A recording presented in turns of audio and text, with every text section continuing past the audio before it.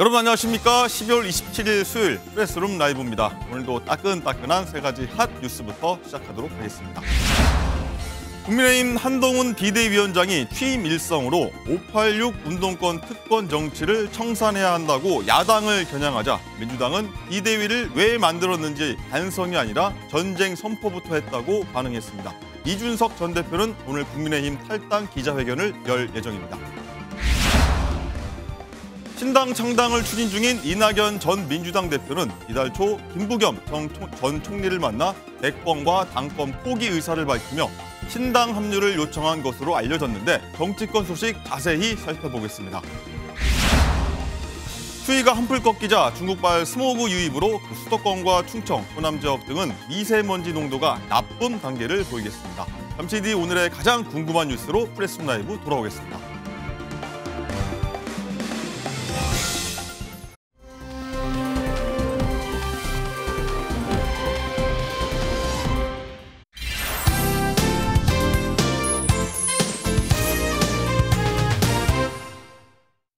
네, 프레스룸 라이브는요 유튜브로도 시청할 수 있으니까 좋은 의견 주시면 저희가 함께 얘기 나누도록 하겠습니다.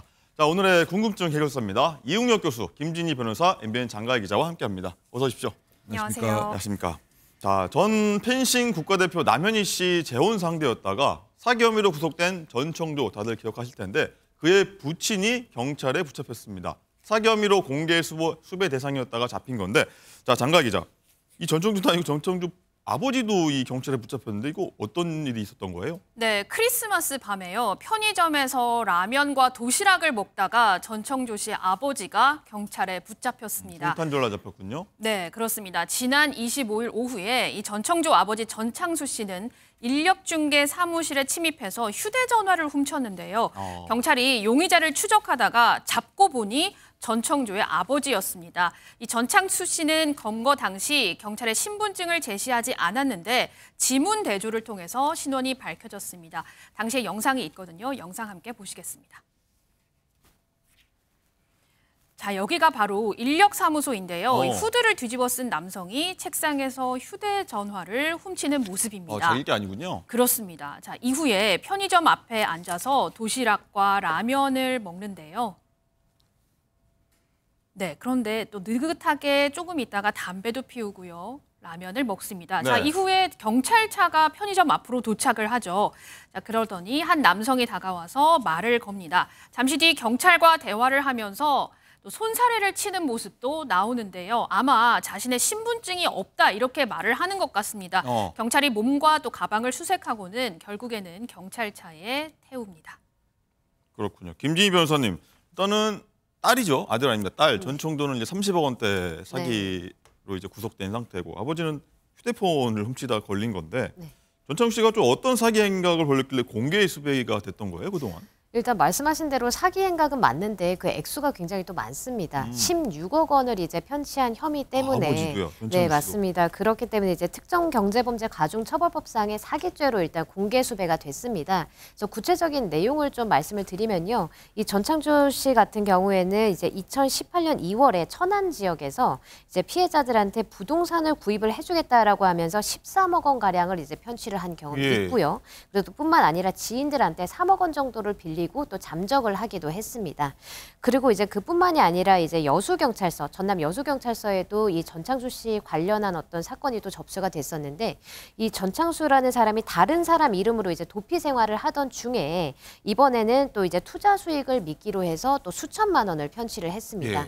그렇게 하고 이제 도피를 하다가 이렇게 공개 수배가 되고 결국에는 이제 검거가 됐는데 최근에 이제 방금 말씀드린 것처럼 다른 사람 이름으로 이제 도피를 하면서 또 이제 사기 행각을 했지 않습니까? 그래서 이 피해자가 검거 장면을 보고 아, 나한테 이렇게 범행을 했던 사람이 바로 이제 전청조의 아버지다 이렇게 얘기를 해서 지금 여수경찰서에서는 또 후속적으로 이제 또 다른 이제 사건을 별개로 이제 진행 중이라고 합니다. 예, 말씀 듣다 보니까 진짜 사기도 부전여전이다 이런 말밖에 떠오르지 않는데 일단 치밀한 사기 행각 끝에 5년 만에 잡히게 됐는데 취재진에 쏟아지는 질문에 이 전창주 씨 뭐라고 했는지 한번 듣겠습니다. 한 말씀 해주시오. 대통령이 한 말씀 해주시죠. 예전분께 한 말씀 좀 해주시죠. 혐의에 대해서 한 말씀 해주시죠. 혐의 인정하세요? 네, 아버지도 딸도 이제 붙잡혀서 이제 구속 신사가 될 것 같은데 혐의에 대해서도 뭐 전청조 씨에 대해서도 뭐 물어보니까 별다른 답을 안 하는데 김진희 변호사님 일단은 전청조 씨도 지금 현재 구속 상태로 재판받고 있잖아요. 네, 맞습니다. 이 전청조 씨 역시도 많은 분들이 아시겠지만 이제 재벌 3세를 이제 사칭을 해서 지금 이제 30여 명으로부터 36억 원을 가로챈 36억 혐의로 원, 네. 네, 그렇습니다. 지금 구속 재판을 받고 있습니다. 그래서 지난 22일 이제 첫 재판이 열렸었는데요. 이 공판에서 이 전청조 씨는 본인의 잘못을 모두 인정을 한다라고 이제 이야기를 하면서도 이제 여전히 주장하는 부분이 남현희 씨 그리고 또 남 씨 가족한테 범죄 수익이 상당 부분 흘러갔다라고 또 이야기를 하고 있고요. 또 이 외에도 본인이 잘못한 것은 맞는데 일부 언론 보도 등으로 인해서 본인의 어떤 혐의가 더 부풀려진 것이 있다. 그렇기 때문에 나는 이제 내가 한 만큼만 처벌을 받고 싶다. 이런 의사를 밝히기도 했습니다. 그렇군요. 이웅혁 교수님, 일단 아버지와 딸이 나란히 사기죄 저질렀는데 지금 방금 변호사님 말씀 들어보니까 두 명이 합쳐서 사기액이 거의 50억 되네요. 네, 더군다나 이제 그 부전, 여전, 그 아버지 또 딸이 비슷한 형태의 사기 범죄를 행한 것이기 때문에 네. 상당히 좀 독특한 모습이 아닌가 뭐 그런 생각을 가질 법한 것이고요.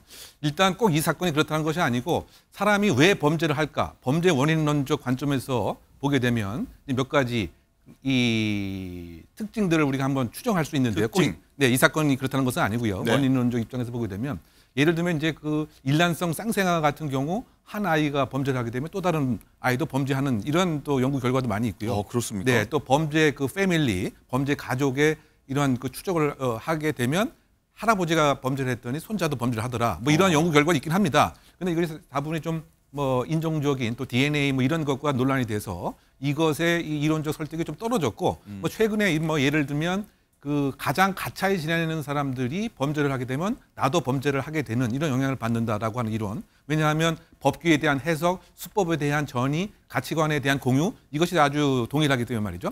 그래서 지금 부전 여전이라고 하는 이제 그런 말들이 한번 나옴직한 것이 아닌가 뭐 이런 생각을 해본 적이 하는 것인데요. 그 전청조 씨 그 아버지 같은 경우에도 어떻게 본다면 그 포장지 효과를 그 활용한 거죠. 예, 전청조가 마치 예를 들면 내가 P호텔의 재벌 3세다라고 하는 것과 비슷하게 이 아버지는 나는 그 천안에 건물 몇 채가 있고 또 수백억이 있고 또 현재 200억을 이 전남 쪽에 갖고 왔다라고 또 피해자가 진술한 점에서는 포장지 효과를 사용한 점은 그 동일하다.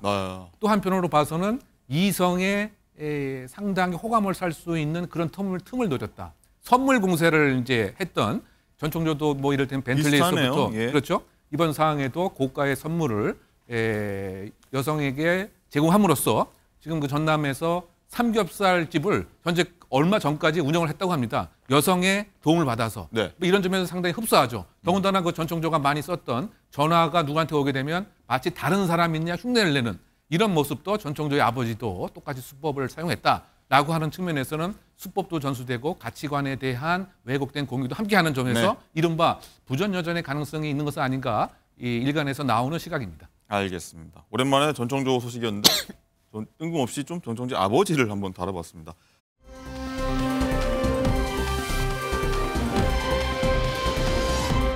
서울 소재 한 대학에서요. 일어나서는 안 될 일이 일어났습니다. 어떤 사건인가요? 네, 지난 1월에 서울의 한 대학에서 대학원생이 교수로부터 폭언을 들은 뒤에 극단적인 선택을 했습니다. 자, 유족 측은 이후에도 교수가 2차 가해를 했는데 학교 측에서는 경징계로 일관하고 있다면서 억울함을 호소하고 있습니다. 김진희 변호사님, 일단 피해자 정신적 고통이 굉장히 심했을 것 같아요. 그래서 이런 뭐 극단적인 선택을 한 거 아닌가 싶은데요. 네. 그러니까 이제 그 정신적 고통이 정말 심했을 것 같고 이제 저희가 감히 뭐 상상할 수 있을 그런 정도가 아닌 것 같습니다. 예. 근데 일단 유족 그리고 또 이제 대학의 인권위원회에 따르면은요, 이 지금 대학원을 다니던 24살 여성이었던 이 A 씨는 이제 이 지도 교수가 이제 B 씨였다고 합니다. 근데 이제 맡았던 업무가 지난 1월에 미국에서 열린 한 박람회에 이제 학부생 60명을 정도로 이제 인솔하는 일을 맡았었다고 예. 해요. 근데 이렇게 인솔하는 업무를 하는 A 씨를 두고 이 지도 교수 B 씨가 이제 굉장히 굉장히 마음에 안 들었는가 봐요. 그래서 이제 학부생들이 보는 앞에서 바보냐, 너 때문에 다 망쳤다 이런 얘기를 하면서 굉장히 폭언을 하고 또 고성을 많이 지르고 이랬다는 수치스러움을 겁니다. 느꼈을 것 같아요. 그렇죠. 그랬다는 이야기고 그래서 이제 유족 측에 따르면은요, 이 A 씨가 미국에서부터 계속해서 죽을 죄를 지은 것 같다. 나는 한국으로 돌아갈 수 없을 것 같다라고 이제 자책을 해 왔다고 하고 또 그 이후에는 귀국 후에서 병원에서는 극심한 스트레스 때문에 결국에는 이상 증상이 생겼다라는 진단을 받았다라고 이제 유족 측에서는 이야기를 했다고 합니다. 그리고 나서 이제 안타깝게도 얼마 지나지 않아서 이 A 씨는 결국 지난 1월에 자택에서 스스로 목숨을 아이고. 끊은 채 이제 발견이 됐다는 겁니다. 네.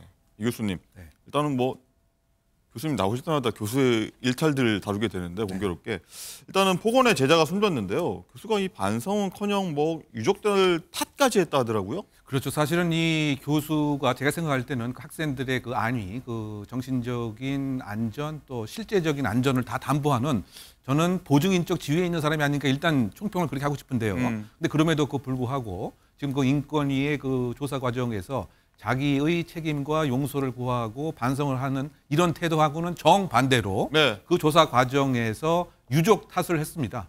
바꿔 얘기하면 이 정신과 관련된 약을 잘 복용을 했으면 죽지 않았을 텐데 약 안 먹었으면 안 죽었다 이런 네. 망언을 했네요. 그리고 그것의 원인이 바로 부모가 잘못을 했기 때문에 약을 안 먹었다. 뭐 이렇게 유족 탓을 하는 이런 태도를 보였고요.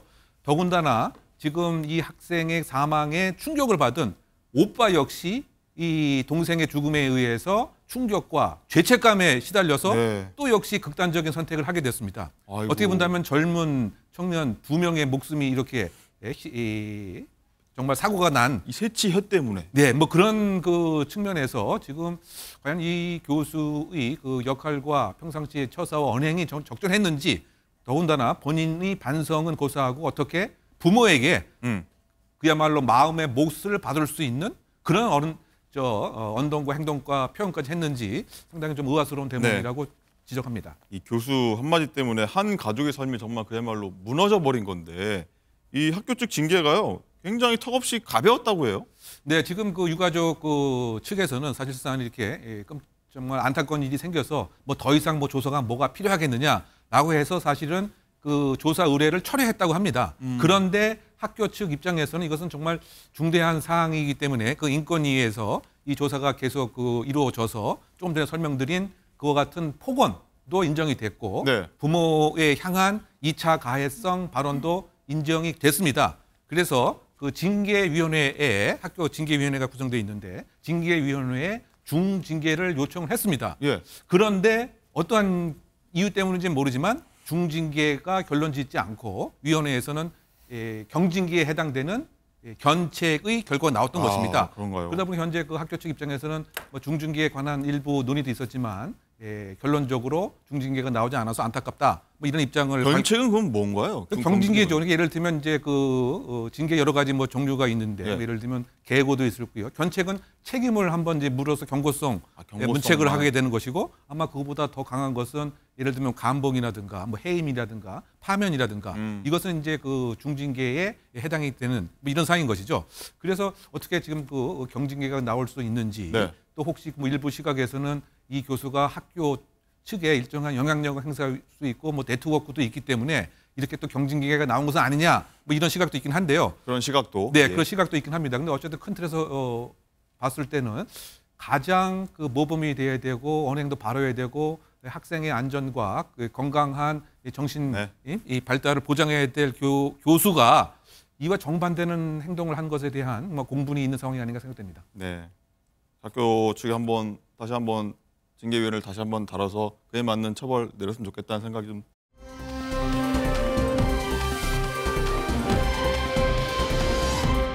이번 오금금은요 정말 못된 이웃들 얘기인데 네. 얼마나 못된 짓을 했는지 이웃들이 설명 좀 해주세요. 네, 70대 여성을 성추행하고 이를 또 촬영까지 한 동네 주민들 얘기인데요. 네. 2021년 9월에 이웃 관계인 3명이 함께 음식점에서 술을 먹었다고 합니다. 그런데 자, 이때 70대 여성이 만취를 해서 식당에 누워 있었다고 해요.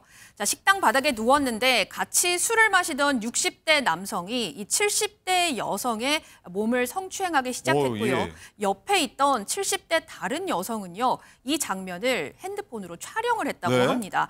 자, 그래서 충격적이게도요, 이 휴대전화로 촬영한 사람은 여성이고 또 70대와 60대가 범행을 한 건데요. 이 여성은 또 다른 동네 주민에게 70대 여성이 성적으로 문란하다 이런 거짓 소문까지 퍼뜨렸다고 합니다. 아니 애들도 해서는 안 되는 짓을 다 나이도 많이 드셨는데 하셨습니다. 이 교수님 어떻게 보셨습니까? 지금 이제 우리 사회가 어느 시점부터 그 고령 사회를 넘어서 그 초고령 사회로 지금 아주 예. 그 변화되고 있지 않습니까?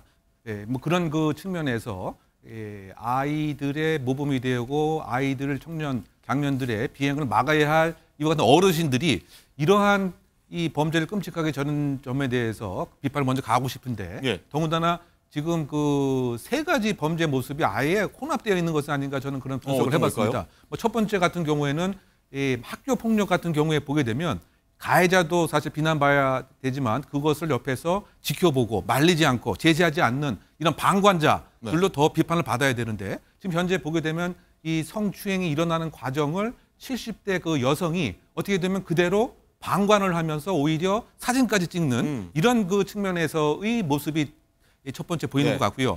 그다음에 그 두 번째는 이 노인들도 이와 같은 행위 자체를 어떻게 그 디지털 기구를 사용을 해서 촬영을 하려고 하는 이런 그 반사회적 생각을 그 했느냐. 못된 학생들 하는 짓을 했어요. 그렇죠.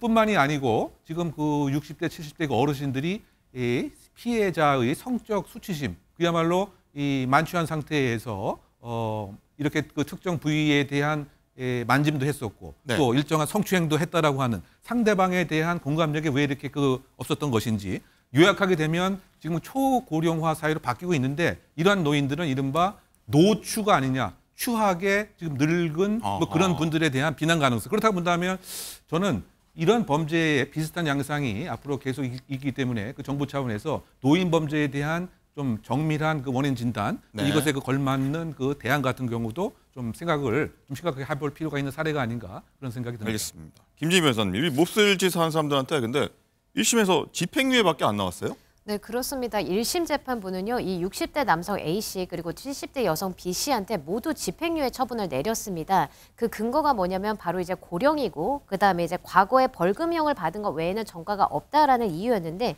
이 남성 A씨한테는 징역 1년에 집행유예 2년을 내린 것이고 그다음 70대 여성 B씨한테는 징역 10개월에 집행유예 2년을 선고를 했습니다. 근데 이제 우리가 상식적으로 생각을 해봐도 이 판결은 너무 가볍다라는 생각이 들지 않습니까? 그렇기 때문에 실제로 검사 역시도 이게 이제 양형이 너무 가볍다라고 해서 항소를 했습니다. 그래서 결국 이제 항소심 재판부에서는 새로 이제 판단을 했는데요.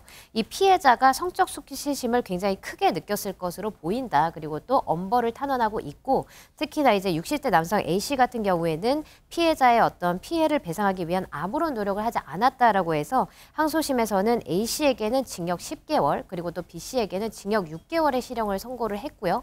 그리고 결국 이렇게 실형이 선고됨에 따라서 이 두 사람은 법정에서 구속이 됐습니다. 구속됐군요. 이 교수님, 일단은 이 변호사님 말씀하신 대로 이 A씨가 피해 보상을 하려고 아무 노력도 안 했다고 하지 않습니까? 그게 더 괘씸한 것 같아요. 네, 그렇습니다. 그래서 사실 이웃인데. 네, 어떻게 본다면 뭐 반성하려고 하는 태도, 정말 진정하게 뉘우치면서 용서를 구하려고 하는 이런 마음 자체가 존재하지 않았다. 이렇게 평가할 수밖에 없고요. 어떻게 본다면 정말 그 운이 없어서 내가 지금 죄를 받는 거 아닌가? 또는 대수롭지 않게 생각하는 이러한 것이 지금 가장 비난 가능성이 높다고 생각합니다. 저분은 동네 생활을 어떻게 합니까? 그러니까 그래서 저는 더 우려되는 점이 그와 같은 그 생각에서 예를 들면 설령 뭐 법정 구속이 되어서 실형을 산다라고 하더라도 예. 다시 이 지역 사회에 복귀했을 때 혹시 보복을 또 하려고 하는 뭐 이런 생각은 갖지 않을 것인지 이런 점을 좀 꼬집고 싶고요. 지금 그 실형을 이제 복역을 했을 때 이런 왜곡된 의식, 왜곡된 성적인 공상, 성적인 행위 이런 것을 정말 개선 교화할 수 있는 그런 교정 프로그램도 꼭 함께 작동이 돼야 되지 않나 생각이 듭니다. 네,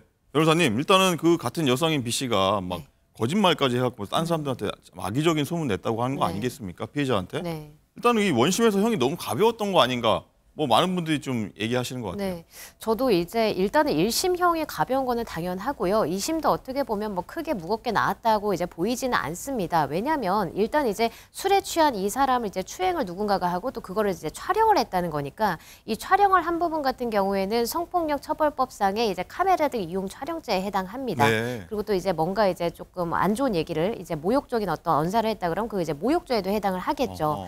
근데 일단은 그 모욕죄는 변론으로 하더라도 이 카메라 등 이용 촬영죄라는 거는 명백한 성범죄이기 때문에 사실 초범이라 하더라도 실형이 나오는 경우가 대부분입니다. 그런데도 불구하고 1심에서 일단은 이제 집행유예가 나왔다라는 거는 굉장히 또 가볍게 나온 것이고 다만 이제 그 항소심에서 이제 판결이 나온 부분은 아무래도 이 B 씨 같은 경우에는 피해자한테 뭔가 이제 배상을 하려고 이제 노력을 한 것 같습니다. 재판부 이제 판단 이후에 보면 그렇기 때문에 집행유예가 나온 것으로 그렇게 판단이 됩니다. 알겠습니다. 참 이상한 판결인데 계속 한번 지켜보도록 하겠습니다.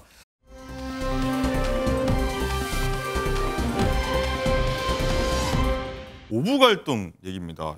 시어머니와 며느리 어떤 갈등이 있던 건가요? 시어머니가 며느리에게 자꾸 전화를 해서 힘들다는 이 며느리의 사연인데요. 이 며느리가 얼마 전에 한 온라인 커뮤니티에 글을 올렸습니다. 시어머니가 5일 동안 총 6번의 전화를 했다. 회사에 다닐 때는 내가 일을 하니까 전화를 안 하셨는데 임신 때문에 휴직을 했더니 매일 전화를 하신다. 네. 그리고 전화기에 시어머니 이렇게 4글자만 떠도 스트레스를 너무 받는다면서 힘들어했습니다. 자, 그러면서 왜 80세가 넘은 시어머니와 매일 통화를 해야 하는지 모르겠다. 정말 짜증이 나서 전화를 안 받으니까 또 안 받는다고 시어머니가 삐지시더라. 뿐만이 아니라 시어머니가 주시는 반찬도 맛이 하나도 없는데 계속 갖다 주시니까 이거 버리는 것도 너무 힘들다라고 했습니다. 한편 이 자신의 남편은 장인어른, 장모님에게 매일 연락을 하는데 그래서 이 며느리가 이 시어머니 전화 가지고 남편한테 뭐라고 하지도 못하겠고 임신은 했는데 스트레스는 받고 어떻게 해야 하나요? 라면서 힘들어하는 글을 올렸습니다. 네, 이게 우리 주변에서 있는 일이고 내 얘기 아니야? 이런 분들도 아마 있을 겁니다. 교수님, 네. 두 사람 상황 어떻게 보셨습니까? 일단은 뭐 두 가지 점이 상당히 이 사례에서 좀 특이하지 않는가 생각이 드는데 네. 그 첫째는 이제 일단 남편의 입장에서 가만히 보게 되면 물론 성격이 싹싹하고 뭐 그런 건 좋은데 어떻게 그 매일 그 장인 장모님한테 저렇게 전화를 할 수 있는 것인지 혹시 이 방송을 보고 있는 저의 그 장인 장모님한테 저도 약간 죄송한 생각이 저도 마찬가지입니다. 뭐 그렇게 들기도 합니다. 예. 뭐 그런 좀 특이한 점이 하나 꼽을 수 있을 것 같고요. 두 번째는 이제 그 아내의 입장에서 글쎄요, 뭐 일단 뭐 여러 가지 스트레스가 안만 받는다고 하더라도 뭐 제 개인적인 평가입니다만 그 사고 그 구조 자체가 시어머니가 갖다 주는 음식을 버리지도 못한다. 그러니까 지금까지 버렸다라고 하는 뭐 이런 또 반증이 될 것 같은 그런 좀 저는 서운함이 좀 드는 것이고요. 또 두 번째 어떤 그 측면에서는 차라리 내가 고생하면서 그냥 직장에 계속 나가고 휴직하지 않는 게 더 낫다. 이렇게 과연 좀 생각을 할 수 있는 것에 좀 서운함이 있는 거죠. 왜냐하면 지금 80세 이상의 그 노인께서 사실 이 계속 이와 같은 전화 목소리를 듣지 못할 가능성이 크지 않습니까? 이제 나중에 이제 노쇠하시고 돌아가시게 되면 그런 것을 좀 그 생각을 해서 무엇인가 좀 이해를 했으면 더 좋지 않을까? 뭐 그런 생각을 드는데 근데 그럼에도 불구하고 이제 혹시 그 시어머니께서 이 며느리가 이렇게 좀 부담스럽고 좋아하지 않는 것을 이렇게 판단하게 되면 또 그것도 요즘 사회에서는 시어머니도 조금 이제 자제를 해야 되는 바꿔 얘기하면 가족의 그 소통을 통해서 이와 같은 보이지 않는 스트레스를 좀 해소했으면 그 좋지 않았을까? 요약하게 되면 가정이 그 건강해야 우리 전체가 좀 평화롭지 않습니까? 물론 이제 그 남편과 아들의 역할이 중요합니다. 네, 김지희 변호사님, 여성분 의견도 중요합니다. 제가 목이 메었네, 말씀드리다 보니까. 네티즌들 의견 어떤가요? 김지희 변호사님 의견도 좀 궁금합니다. 네네. 일단은 이 네티즌들은 갑론을박을 하고 있는데 그래도 이제 조금 더 많은 수가 이제 작성자를 좀 응원을 하는 글이 조금 더 많았습니다. 그래서 몇 가지만 대표적으로 좀 읽어드리면은요. 뭐 이제 3번 전화 오면 한 번만 받는 것도 방법이다. 예를 들어서 뭐 씻느라 못 받았다, 자느라 못 받았다 이런 될 핑계는 많다. 이렇게 이제 이야기하는 분도 있었고요. 또 어떤 분 같은 경우에는 그 시어머니 전화하는 거를 머리로는 이해를 하지만 그렇게 자주 전화 오면 불편한 게 당연하다. 그리고 또 또 과도한 친절이 이제 불편할 수도 있고 시댁, 시어머니하고는 거리를 좀 어느 정도 두는 게 맞다. 이런 반응이 있었습니다. 근데 또 반면에 이제 80세의 시어머니라면 좀 이해해 드릴 만도 하다. 아니면은 이제 아무래도 손자를 기다리느라고 너무 이제 들떠서 이런 것 같으니까 이해를 좀 해드리는 게 맞다. 이런 반응도 있기는 했습니다. 근데 뭐 사실 굉장히 좀 난감할 수 있는 상황인 거는 네. 저도 충분히 이해가 가요. 근데 이제 예를 들어서 뭐 시어머니한테 너무 이렇게 전화하는 게 불편하니까 하지 말아주세요 얘기를 하면 또 그게 더 어색한 상황을 만들 수 있고 또 네. 이제 관계가 안 좋을 수 있잖아요. 그러니까 그냥 뭐 예를 들어서 전화 오는 걸 뭐 매번 받지는 못하더라도 저도 여기 이제 작성하신 분한테 공감을 하는 건데 공감하십니까? 네, 그래서 예. 뭐 예를 들어서 뭐 다른 것 때문에 못 받았다라고 이제 그냥 애둘러서 얘기를 하고 적당히 이제 전화를 받고 또 어느 정도 이해를 하고 이렇게 하는 게 아무래도 좋지 않을까 싶습니다.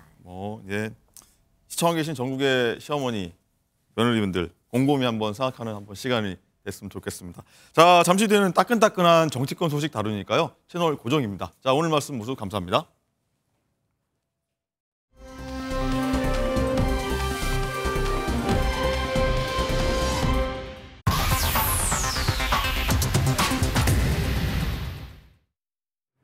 프레스룸 라이브픽의 박진아입니다.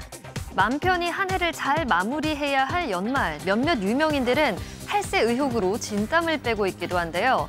방송인 박나래 씨가 국세청으로부터 수천만 원의 추징금을 부과받은 사실이 알려지며 논란의 중심에 섰습니다. 박나래 씨 측은 고의적 탈세가 아니라며 세법 해석의 차이였다고 해명했는데요. 워낙 다양한 활동으로 높은 수익을 올리는 예능인인데다 과거 55억 원 이태원 단독주택 매입 사실까지 화제가 됐던 바 있어 박나래 씨에 대한 논란이 더욱 커졌습니다. 본인들은 억울할 수 있겠지만 이런 유명인 탈세 의혹에 유리지갑인 대중들은 무력감을 느끼기도 하죠. 대중의 사랑을 받는 만큼 국민의 의무를 성실히 행해줬으면 좋겠습니다. 지난 23일 정용진 신세계 부회장과 그의 자녀 정해찬 씨가 함께 공식 석상에 등장해 화제가 됐습니다. 정해찬 씨는 배우 고현정 씨의 아들이기도 하죠. 부자가 공식 석상에 함께하는 건 이번이 처음인데요. 이에 조만간 정해찬 씨가 경영 수업을 받는 거 아니냐 이런 추측이 나오고 있습니다. 정 부회장의 아내인 한지혜 씨의 플루트 독주회가 열린 이날 정 부회장은 취재진에게 이례적으로 장남인 정해찬 씨를 소개하면서 이왕 사진 찍을 거 잘 찍어달라라며 농담을 건네기도 했습니다. 후계 구도에 대한 여러 추측이 무성한데요. 아직은 확실치 않은 만큼 상황을 지켜보는 것이 좋겠습니다. 마지막 픽입니다. 미국 플로리다주의 한 쇼핑몰에 초대받지 못한 손님이 찾아왔다는데요. 이 손님은 다름 아닌 거대 악어, 몸 길이 3m에 270kg의 거구였는데요. 열대우림도 아니고 쇼핑몰 앞이라뇨. 직접 본 사람들은 얼마나 놀랐을까요? 다행히 악어는 별탈 없이 신고를 받은 구조당국의 손에 포획됐습니다. 그런데 이런 악어의 출몰 소식 처음 들은 것 같지 않습니다. 얼마 전 호주에서도 홍수에 휩쓸려온 악어가 주택가에 출몰하는 사례가 있었죠. 인간과 동물의 공존도 좋지만요. 서로의 안전을 위해서는 적당한 거리감이 있어야 할 것 같다는 생각이 드네요. 지금까지 라이브픽이었습니다.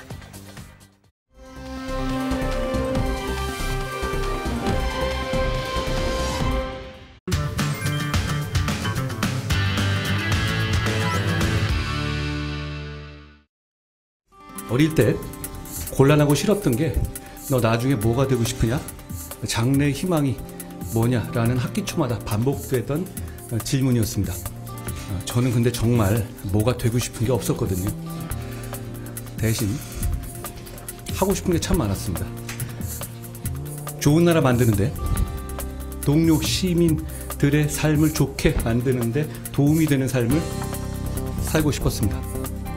지금까지 그 마음으로 살았고, 그리고 지금 이 자리에서 더욱 그 마음입니다. 정치인은 국민의 공복이지 국민은 그 자체가 아닙니다. 무릎을 굽히고 낮은 자세로 국민만 바라봅시다. 함께 가면 길이 됩니다. 우리 한번 같이 가봅시다. 고맙습니다. 안지우를 좋아하시는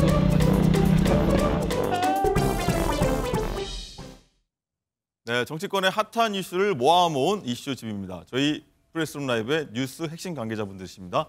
원영섭 단장님, 설주환 부위원장 나오셨습니다. 예, 어서 오십시오. 자, 조금 전에 영상 보셨다시피 이제 한동훈 국민의힘 비상대책위원장이 어제 오후에 취임식을 갖고 공식 활동을 시작했는데 이 얘기부터 해보도록 하겠습니다. 자, 장 기자, 한동훈 비대위원장 어제 임명한 가결, 그리고 취임식, 그리고 오늘 조금 전까지 첫 출근까지 했어요. 그렇습니다. 오늘 9시에 첫 출근을 했는데요. 비대위원장은 정해졌지만 아직까지 비대위원이 뽑힌 건 아니기 때문에 네. 이 비대위가 본격 출범한 것은 아닙니다. 자, 한동훈 위원장은 비대위원 인선을 마무리를 하고 이재명 대표와의 회동에 대비한 메시지 구상도 이어갈 것으로 보이고 있습니다. 어제 한동훈 위원장이 96%의 찬성률로 비대위원장에 임명된 이후에 과거 이 법무부 장관 취임식 때와 같은 검붉은 넥타이를 메고 또 한동훈 위원장이 직접 쓰고 고쳤다는 수락 연설 내용까지 직접 지금부터 들어보시겠습니다. 저는 지역구에 출마하지 않겠습니다. 비례로도 출마하지 않겠습니다. 오직 동료 시민과 이 나라의 미래만 생각하면서 승리를 위해서 용기 있게 헌신하겠습니다. 저는 승리를 위해서 뭐든 다 하겠지만 제가 그 승리의 과실을 가져가지는 않겠습니다. 선당후사라는 말 많이 하지만 저는 선당후사는 안 해도 된다고 생각합니다.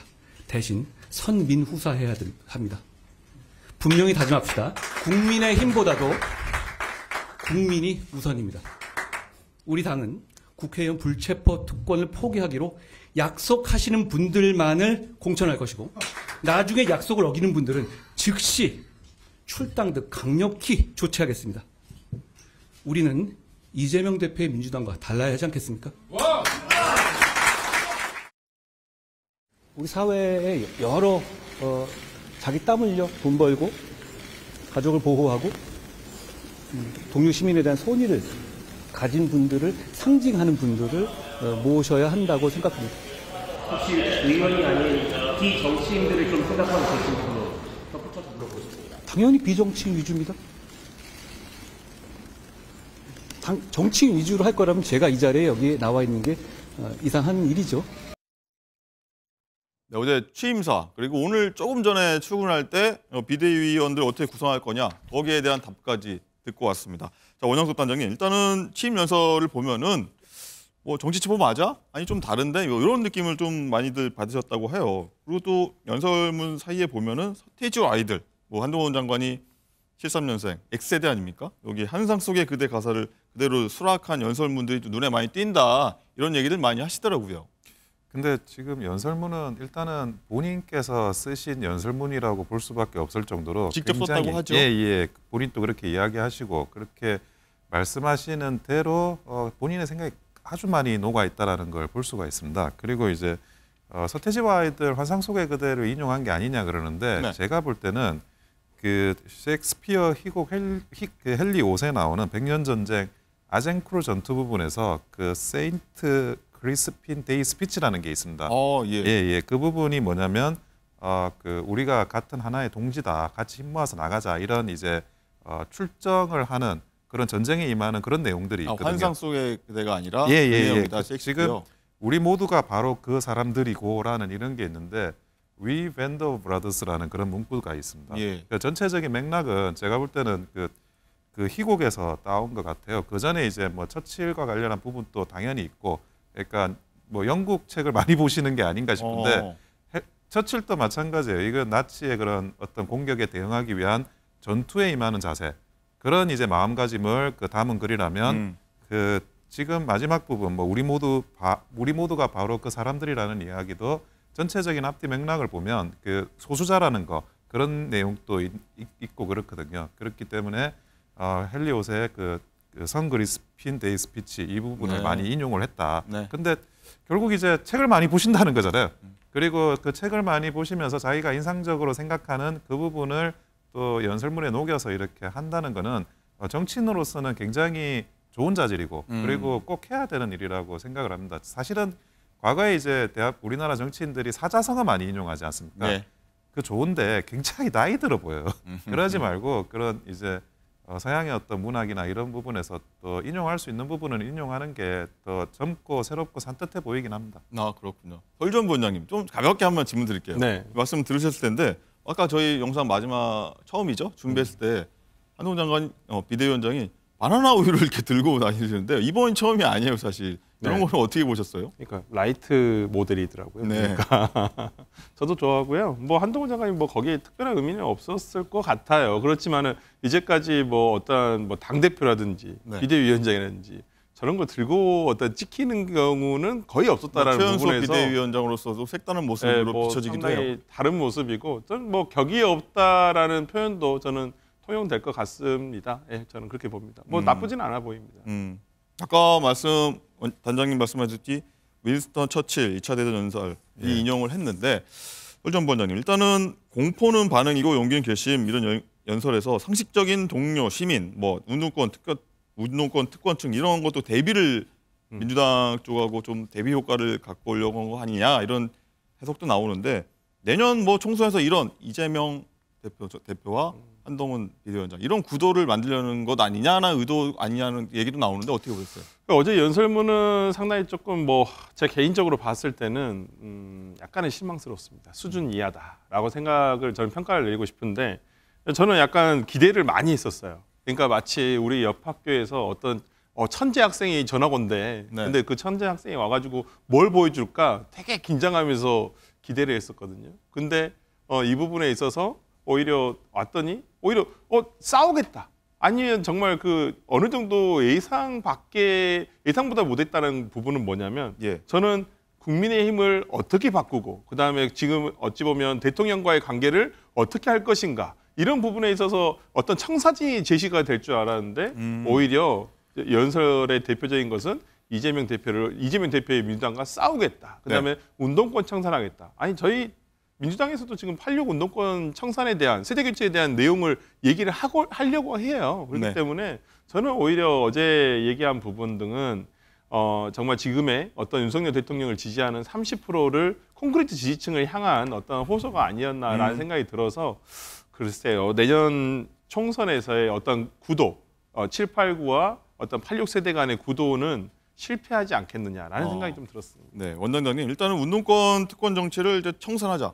개딸 전체주의다 이런 표현도 썼는데 이재명 대표를 일단 겨냥한 건데 한동훈 대 이재명 이런 운동권 심판론으로 이렇게 구도를 짜겠다는 것 같은데 어떻게 보십니까? 이렇게 보셔야 되는데 그 이재명 대표만 상대하지는 않겠다는 거예요. 이재명 대표 같은 경우에는 한동훈 비대위원장과 이재명 대표는 범죄자와 검사 프레임에 들어가는 거거든요. 그런데 민주당에서는 그 공천을 끝내고 이재명 대표를 2선으로 물린다라는 이런 전략도 사실은 가지고 있어요. 그러니까 검사와 범죄자 이 프레임만으로는 사실은 총선 끝까지 가져갈 수가 없고 그리고 그 프레임 자체가 좀 작은 프레임들이에요. 사법 리스크를 부각하는 내용이기도 하고 그렇기 때문에 조금 거대한 담론 그러니까 총선을 끝까지 이끌어갈 수 있는 큰 덩어리라면 그거는 세대교체, 주류교체, 시대교체를 논해야 되고 거기와 관련한 하두로 586 운동권을 청산하겠다라는 그런 이슈로 이제 더 크게 던진 거죠. 근데 여기서 586 운동권이라는 것만 던지면 민주당하고만 싸우는 것 같지만 그게 그렇지 않은 게 586이 국민의힘에도 있습니다. 그렇죠. 60년대생이라는 게 80년대 학번이라는 게 국민의힘 내부에서도 굉장히 크게 오랫동안 강고한 기득권을 형성해 왔어요. 근데 그런 부분까지도 이제는 다른 시대의 전환으로서 재조명해야 되지 않냐 그런 부분에 대해서 한동훈 비대위원장이 큰 화두를 던졌다. 저는 그렇게 봅니다. 네. 그리고 이 어제 취임사에 이어서요. 조금 전 출근길에 민주당에 대해서 한마디 했는데 한동훈 비대위원장 목소리 한번 더 듣고 오겠습니다. 그동안에 저는 일방적으로 민주당에게 질문만 받아왔잖아요. 오늘은 제가 하나 물어보겠습니다. 민주당은 검사를 그렇게 싫어하면서 왜 검사도 아니고 검사 사칭한 분을 절대존엄으로 모시는 건지 저는 묻고 싶습니다. 설주환 부위원장님, 일단은 한의원 위원장 취임 연설에 이제 민주당에선 이제 첫 등반부터 이렇게 헐뜯기 하냐, 너나 잘하세요라는 반응을 뭐 여러 인사들이 했는데 어떻게 동의하십니까? 어떠십니까? 그러니까 아까도 제가 약간 지적한 부분이긴 한데 어찌 보면 지금의 한동훈 비대위원장이 등판을 하게 된 이유는 비상적인 상황이 초래했기 때문에 그러지 않겠습니까? 투아웃? 그럼요. 근데 이게 강서구청장 보궐선거 이후에 지금 국민의힘이 지금 비상적인 상황에 빠지게 됐거든요. 그럼 강서구청장 보궐선거의 어떤 17%에 해당하는 차이에 해당하는 패배는 도대체 무엇 때문에 일어났는지에 대한 진단이 잘못됐다고 보입니다. 왜 그러냐면 당시에 어떤 이 강서구청장 보궐선거의 패배가 지금 한동훈 비대위원장이 얘기한 것처럼 민주당과 더 잘 싸우지 못해서 그런 건가요? 그렇지 않습니다. 지금 한동훈 비대위원장이 얘기를 하듯이 지금 어떤 본인이 더 잘 싸우겠다, 이재명의 민주당과 더 잘 싸우겠다라고 얘기하는 부분이 잘못됐다는 건 뭐냐면 오히려 강서구청장 보궐선거의 어떤 원인은 지금 윤석열 대통령의 통치 스타일이라든지 어떠한 통치 방식이라든지 어떤 이런 부분들이 잘못되었다라고 국민들이 판단을 하신 거거든요. 민심은 거기서 드러나고 있어요. 그런데 내부의 문제가 아니라 오히려 이재명의 민주당과 싸우겠다라고 얘기하는 부분은 저는 오히려 이런 부분에서 잘못되었다, 진단이. 저는 그런 부분에서 어제 저는 어떤 내부 개혁에 대한 청사진이 나올 줄 알았는데 오히려 그런 내용은 전혀 없이 이재명 대표와 민주당의 어떤 86 운동권 세력에 대한 비판만 있어서 좀 아쉬웠다. 저는 그렇게 봅니다. 네.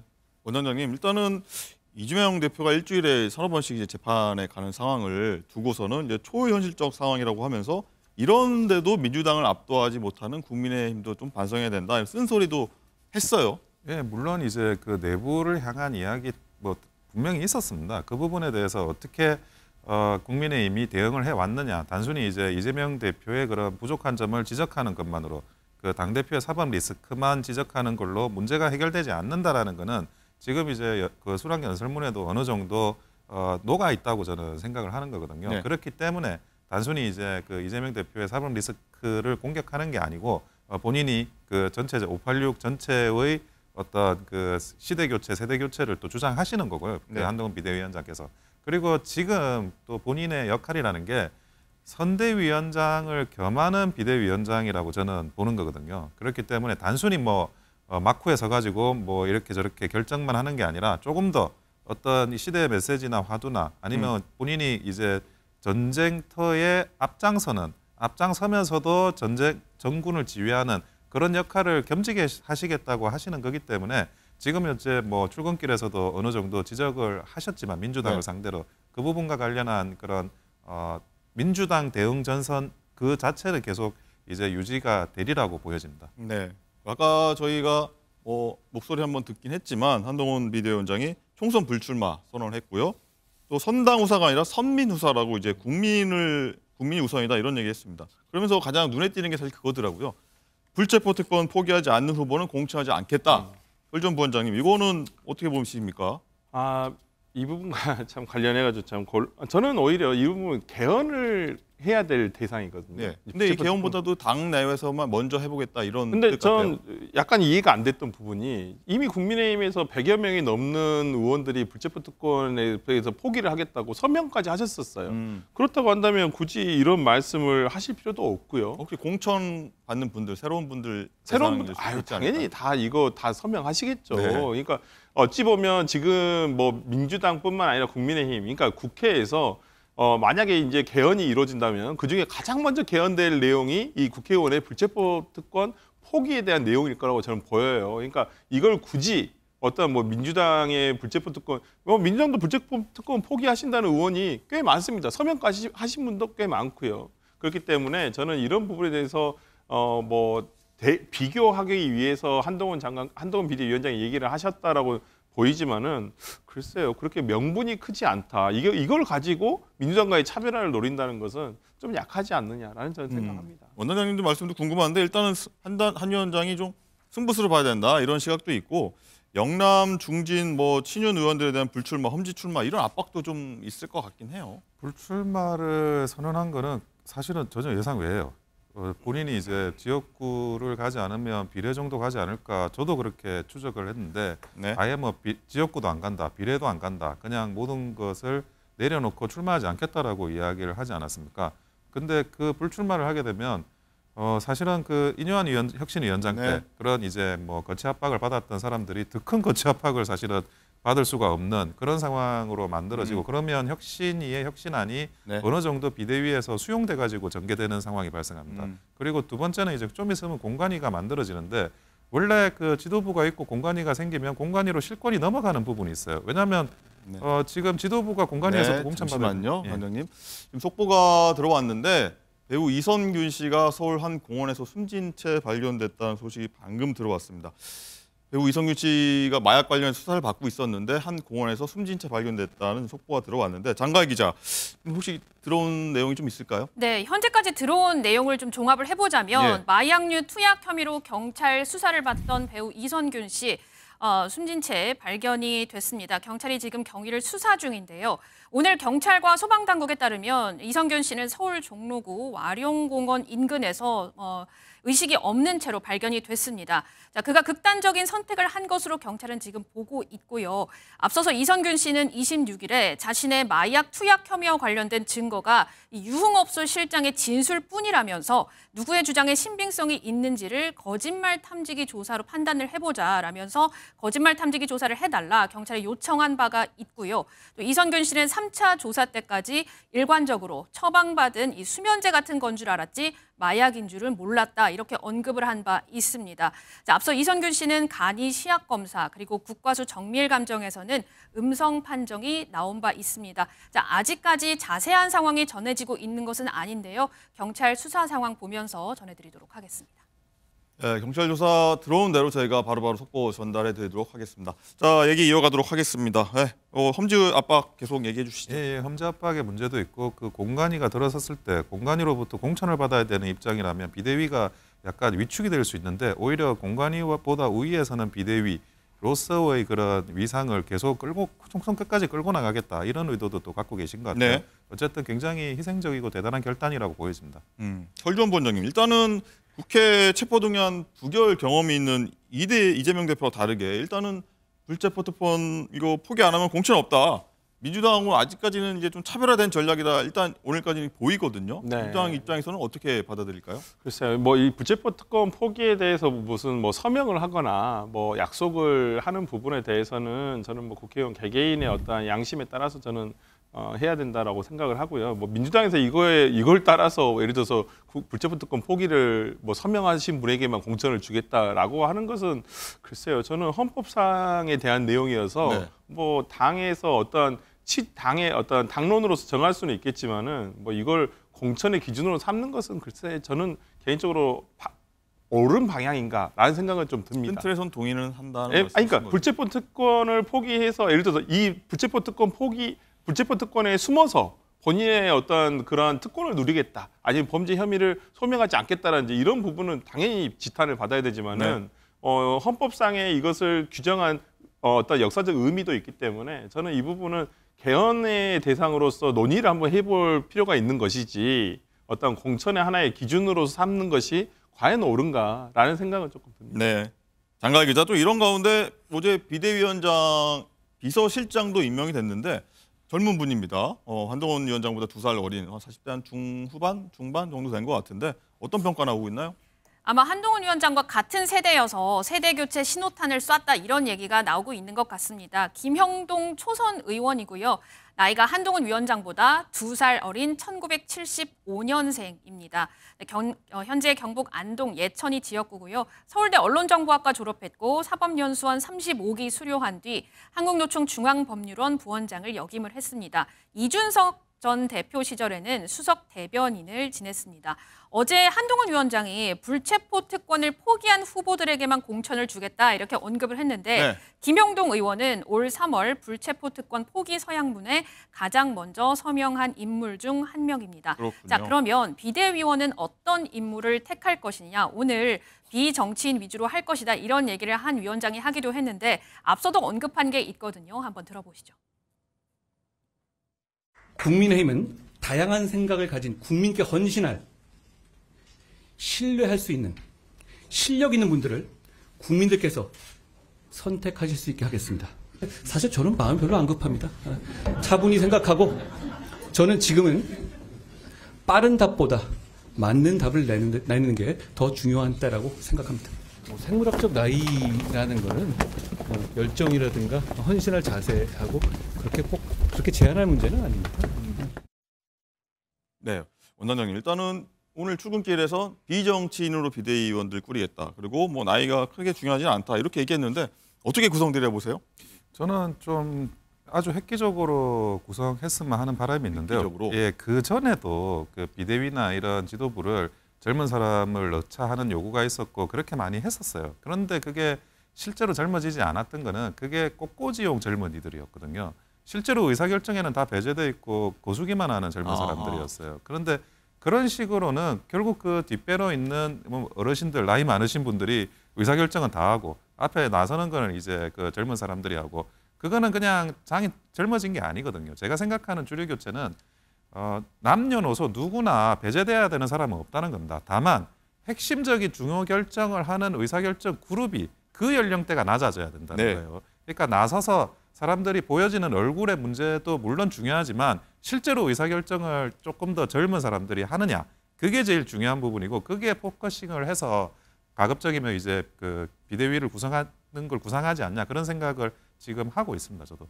그렇군요. 그리고 내일입니다. 한 위원장이 맞닥뜨릴 첫 번째 이제 현안 관문인데 김건희 여사 특검법이 될 텐데 국민의힘에서는요 이 도이치모터스 특검법 용어로 이렇게 통일해서 김건희 여사 특별법이 아니라 도이치모터스 특검법으로 통일하자 이렇게 얘기를 하고 있는데 그 목소리 한번 듣고 오겠습니다. 뭐 일단 586 운동권의 자산이 민주화라고 있다고 한다면 또 그 영수증을 처리한다라고 하지만 본인이 일단 처리해야 될 것은 검찰 특활비 영수증부터 먼저 처리하셨으면 좋겠습니다. 도이치모터스 특검법도 윤석열 대통령 내외를 모욕하고 이를 득표에 활용하겠다는 목적이 명확합니다. 민주당은 올해 내에 국민의 관심을 각종 사법 리스크에서 돌리고 분출하는 내부의 혁신 요구를 억누르기 위해 대통령과 그 가족을 대상으로 자극적인 정쟁을 시도하고 있는 것입니다. 네, 설주환 부위원장님. 일단은 민주당 홍익표 원내대표는 김여사 특별법이 일단 도이치모터스 특별법이 한동훈 비대위 바로미터가 될 거다. 이렇게 좀 압박을 좀 하는 것 같더라고요. 네, 어저께 한동훈 비대위원장께서 취임을 수락하시면서 하는 연설문 중에 국민의 이익을 가장 우선시하겠다고 분명히 말씀하셨어요. 네. 그렇다고 한다면 국민의 이익을 가장 우선시한다는 건 국민의 뜻을 받들겠다는 얘기잖아요. 그렇다고 한다면 지금 김건희 특검법에 대해서 국민의 민심이 어떠한지는 충분히 아시리라고 생각을 합니다. 그렇다고 한다면 저는 이 부분에 대해서 무조건 거부만 하실 것이 아니라 수용을 하시고 저는 이걸 받아들이시는 게 민심을 받아들이시는 게 아닌가 싶습니다. 원장님, 한 위원장이 받을까요? 저는 받아서는 안 된다라고 생각을 하고 있습니다. 뭐 수정도 될까요? 아니요, 수정을 할 문제가 아니고 이거는 특검의 대상이 되는 안건이 아닙니다. 이게 권력형 비리도 아니고 결혼하시기도 전 문제고 그리고 그 내용이 지금 1심 판결에서 유사하게 났는데 내가 내 돈으로 내 계좌로 내 이익을 위해서 투자를 한다 그러면 그게 어떤 세력이 붙어가지고 뭐 주가 조작을 하는 소문을 정보를 활용한다 하더라도 주가 조작이 되지 않는다라는 게 그 1심 판결의 판결이거든요. 그래서 전주 역할을 했던 손모 씨는 무죄를 받았습니다. 그런데 네. 지금 만약에 과거에 김건희 여사에 대해서 기소를 했다 하더라도 반드시 무죄가 나올 수밖에 없는 사건이었고 무죄가 나올까 봐 저는 그 문재인 정부에서 결국 기소하지 못한 게 아니냐 그렇게 생각을 하고 있습니다. 무죄가 나올 수밖에 없는 사건을 판례에 비춰보아도 그걸 특검을 하겠다는 건 정쟁일 수밖에 없고 특검법에 대해서 거부권을 행사를 해야 되는 사안으로 보여집니다. 과거 몇 차례 거부권 행사를 했지만 그것 때문에 어떤 전국이 굉장히 불리하게 돌아가거나 그러진 않았어요. 그리고 사실이 아닌 걸 단순히 오히려 정무적인 정략적인 이해로 특검을 받는다는 것 자체도 저는 더 큰 후유증을 남길 일이라고 생각합니다. 알겠습니다. 예. 장관 기자, 이런 와중에요. 이준석 전 대표가 탈당 기자회견을 오늘 예정대로 하는데 국회 소통관이 아닌 다른 곳이라고 해요. 네, 그렇습니다. 자, 앞서서 이 얘기 먼저 좀 해야 될 것 같은데 네. 한동훈 위원장이 이준석 전 대표를 만나서 끌어안을 것인가 말 것인가 이에 대한 궁금증이 굉장히 많았잖아요. 그렇죠. 그런데 한동훈 위원장이 오늘 이렇게 말했습니다. 누구 하나하나 얘기에 답할 상황 아니다. 이렇게 못을 박았습니다. 오늘 오후 3시가 되면요. 노원구 상계동 한 고깃집에서 이준석 전 대표가 기자회견을 열게 됩니다.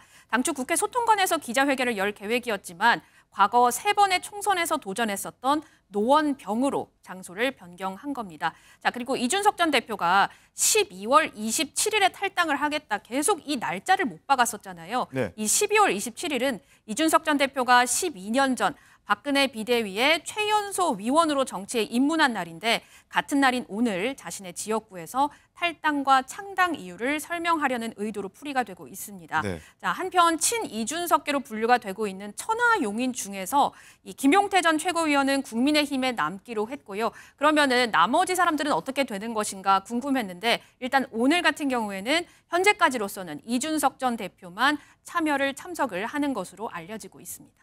네.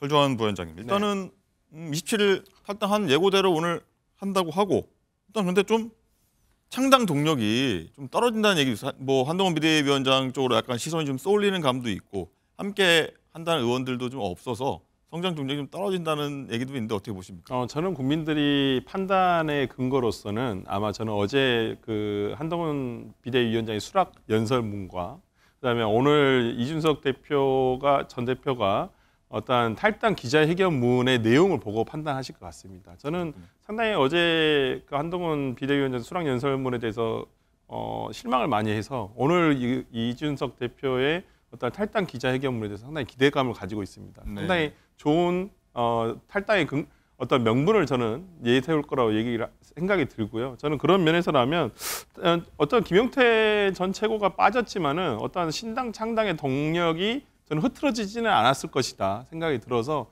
저는 오늘 이후로 한번 좀 지켜봐야 되지 않을까라는 생각을 해봅니다. 네, 원장님 일단 한동훈 위원장 얘기 들어보면요, 두 사람이 따로 만날 계획은 없는 것 같은데 뭐 당 입장에서는 그래도 좀 삼고초려해서 품어야 되지 않냐 이런 의견이 있을 수 있거든요. 과거에 지금 그 새누리당 때 탈당을 한번 하셨어요. 지금 이게 두 번째 탈당이거든요. 한 번 탈당이라는 건 그래도 뭐 본인이 생각하는 소신과 가치 이런 부분과 관련해 가지고 아주 큰 선택일 수 있는 것 같아요. 그런데 두 번 탈당한다는 거는 글쎄요, 당적이 가지는 아주 무거운 그 이름에 대한 책임감을 느끼시는 분이 앞으로는 당대표가 되기를 소망하고요. 그리고 그렇게 생각하지 않는 사람과 어떤 한동훈 비대위원장이 뭐 만나가지고 대사를 논하거나 미래를 논하는 일은 없었으면 좋겠습니다. 네. 그리고 조금 전에 전해드렸다시피 배우 이성균 씨가 서울 한 공원에서 숨진 채 발견됐다는 속보 전해드렸는데 뭐 다른 내용 하나 더 들어온 거 있는 것 같아서 저희 장가희 기자 뭐 어떤 내용 들어왔는지 한 번 더 소개해 주시죠. 네, 이성균 씨 경찰이 이 숨진 남성 이성균 씨로 신원 확인을 확실하게 했습니다. 신원 확인을 했다. 그렇습니다. 이 마약류 투약 혐의로 경찰의 수사를 받던 영화배우 이성균 씨가 오늘 오전에 서울 종로구 한 공원에 주차된 차 안에서 쓰러진 채 발견이 됐다. 이렇게 서울 성북경찰서가 얘기를 했고요. 차 안에서는 이 씨가 스스로 목숨을 끊으려 시도한 정황이 발견이 됐고 이성균 씨가 병원으로 옮겨졌는데 어쨌든 경찰이 이 숨진 남성 이성균 씨로 신원 확인을 했습니다. 경찰에 따르면 오늘 오전 10시 12분께 이성균 씨가 유서 같은 메모를 작성하고 집을 나섰다 이런 112 신고가 접수가 됐다고 하는데요. 경찰이 10시 30분께 종로구 이 공원에서 이성균 씨의 차량을 발견을 했습니다.